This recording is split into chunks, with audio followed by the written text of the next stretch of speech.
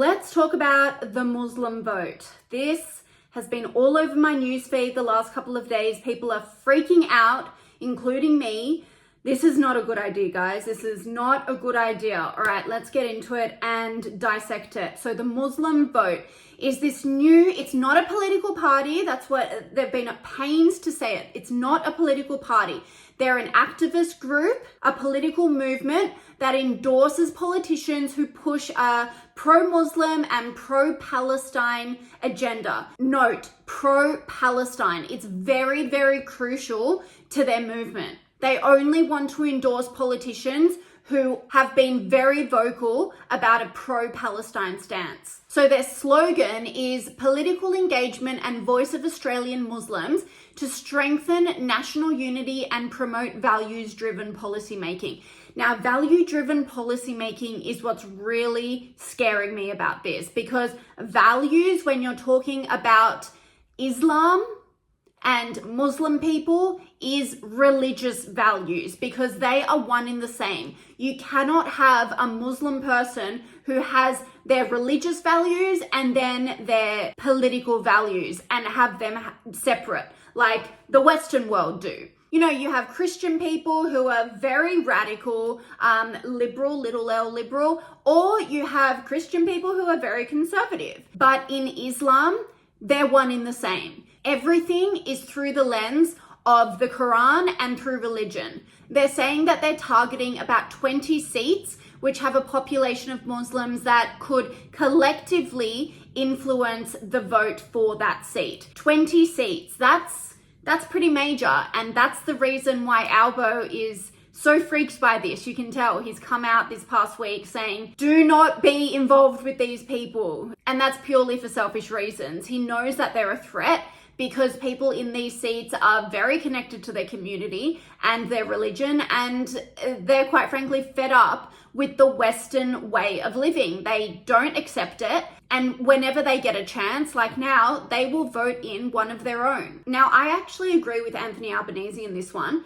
He is really against it, and as I said, for selfish reasons, because he doesn't want these independents taking his seats. This is like what the Teals did to the Liberals. They had these independents who were very much into climate change and environmentalism, and they took seats away from Liberals, safe Liberal seats. This is exactly what the Muslim Vote Party is doing to safe Labor seats. And that's why Anthony Albanese is seeing it as such a threat. But I agree with his view on this. He said he is against faith-based political parties. He said that they would undermine social cohesion, which I agree with.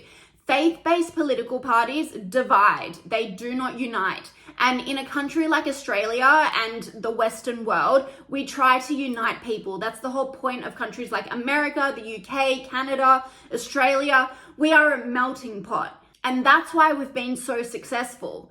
But when you start introducing faith-based parties, especially an Islamic faith-based party, which is so rigid and so to the letter of the law, then you're going to start getting division. And that's what we don't want. The Prime Minister also said it was beyond obvious that it's not in the interest of smaller minority groups to isolate themselves, which is what faith-based party system would do. And yes, that's true. They are isolating themselves because these areas where these electorates are already isolated because they just stick to themselves. And I know that that's true of many cultures. I mean, I myself am Greek, second generation Greek, but I know that when my grandparents came here, they obviously stuck to their Greek culture because, you know, they could speak the language. They had a lot of things in common with fellow Greek people. Obviously, we see that in the Asian culture a lot, the Indian, the African. That's completely fine and human nature. But when it comes to Muslim people, theirs is very much based on their religion, because their religion is the center of everything for them. And it's connected to their entire world, their job, their social circles, their family, who they marry, their children.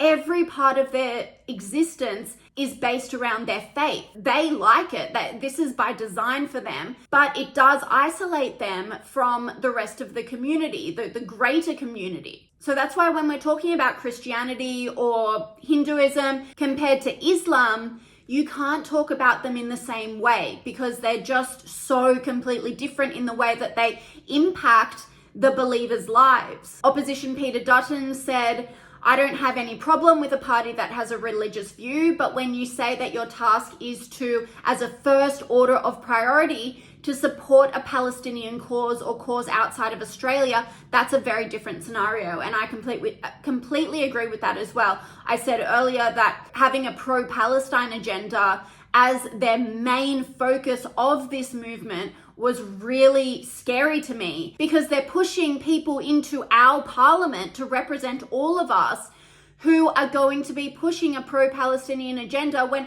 that's not what everyone believes, and that's not the opinion of everyone. And most importantly, it's not the official opinion of the country. So we're going to have this chaos in our parliament, and it's going to completely destabilize the parliament and therefore the country. It's going to cause mass division.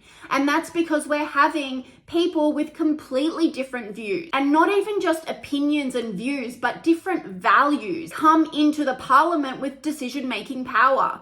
And that's not good. That's not good for our country at all. Okay, so let's look at the website and how exactly this is going to work. So you can see the rating systems.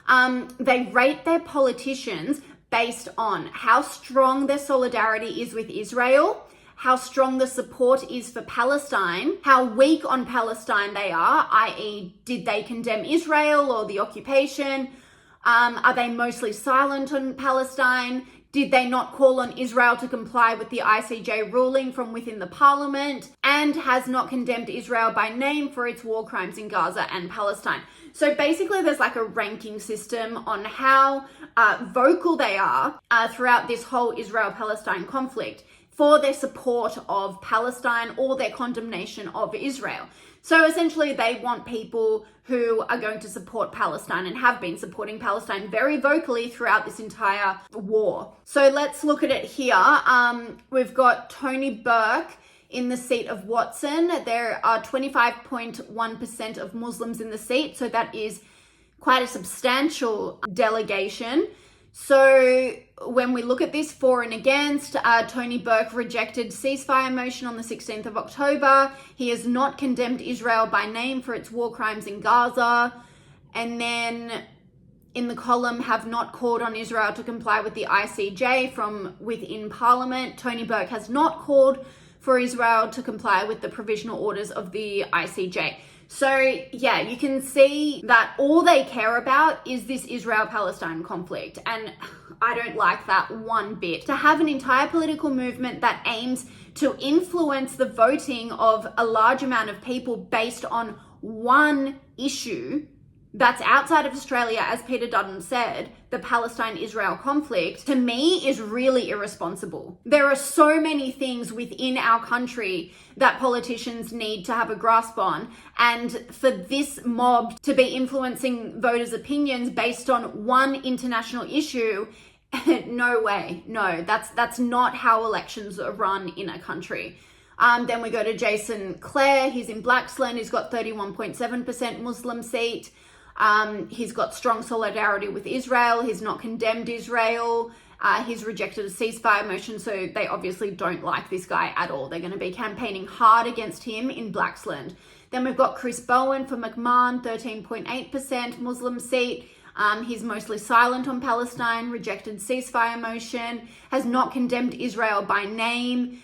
Again, they're going to go hard on him. And then it just goes down the list, as you can see. This makes me really uneasy, really uneasy. Now let's go to their press release, which they released about a week ago. They are at pains to say it's not a political party. Okay, we get that. But are they going to be putting independents in? It seems like they're going to have a lot of influence over the Muslim vote. So I imagine they will be having a lot of say in who these independents are going to be running in these seats. So they want the voices of Australian Muslims to be heard and their issues represented.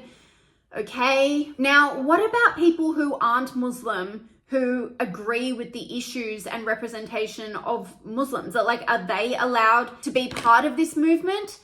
I don't know, it just seems very isolating to me. And dare I say racist? Because they're kind of only allowing Muslims in this. Now, they say the Muslim vote is not a religious campaign, but a political one. No.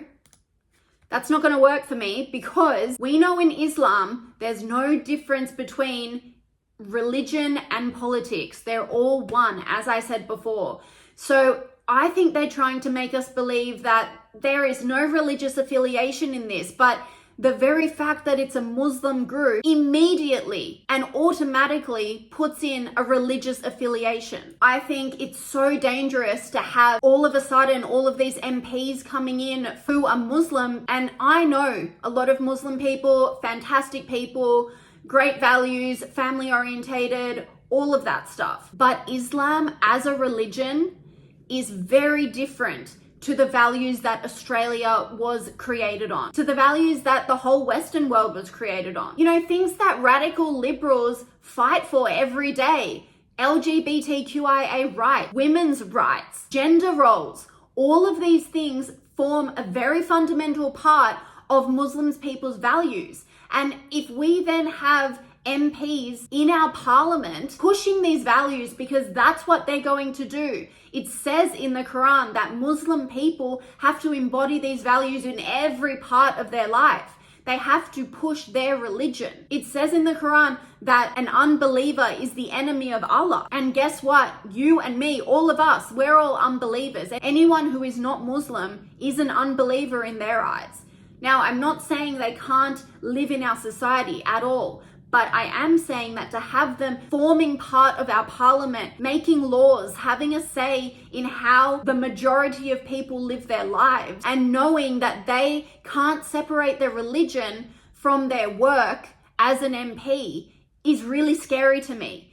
Scary to me as a female, and really scary to me as a person who has friends and family of all different flavors, which I know that faith doesn't agree with. And I know you'll say, but there are Christian people in government, our Prime Minister is Catholic. Yes, but Christianity is very different to Islam. Australia was founded on Christian values. So this is what we all signed up to. If we were born here, if we came here, people come here from overseas, from Islamic nations, from Asia, from India, from everywhere around the world, because they want the kind of freedom that Christian values allows. People flee here, people get on leaky boats and come here and risk their lives to enjoy the freedoms and lifestyle that we have.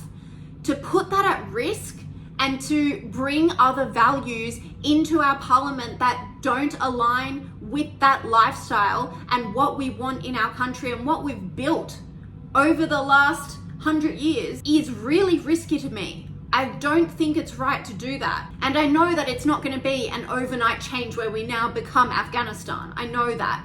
But if we keep moving the goalpost and if we keep allowing these things to infiltrate, and I'm not saying this as a tinfoil hat, oh, they're going to come get us, we're so scared of the evil Muslim people. No, not at all. We can all live harmoniously in society. That's what we're doing now.